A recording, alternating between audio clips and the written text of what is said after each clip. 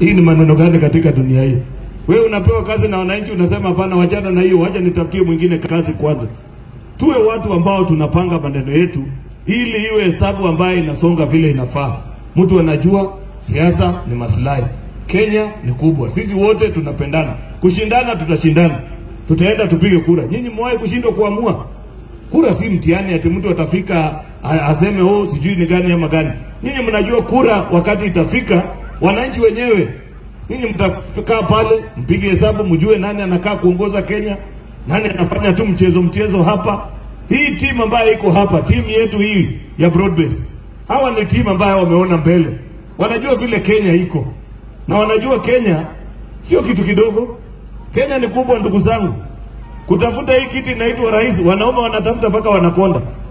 Ninyi mnakumbuka William Ruto vile alizunguka? Wakati ule akitafuta hii kiti 2022, mlimuona hamkumuona? Si alizunguka mpaka huku.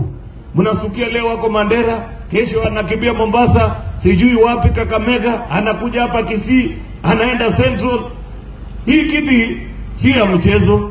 Na mnajua vizuri wakati ule haikukuwa rahisi kwake. Pande hii kulikuwa na mababe.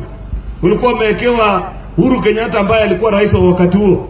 Tinga Raila Odinga ambaye pia ni kidara alikuwa pande ile. Akasukumana na wanaume mpaka akafika akaingia ndani ya State House. Hii hapa mbele sasa nikipima wale wanashindana naye anasema umetata. Hawa watu hata nyinyi kabisa ni waulize ukweli, mkipima na ule William Ruto mnajua akiwasha gari yake ya siasa, hii wanaume wataweza na mbio yake kweli? Wataweza?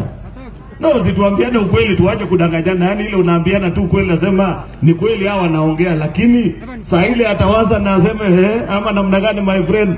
Si watu wataona vumbi hapa.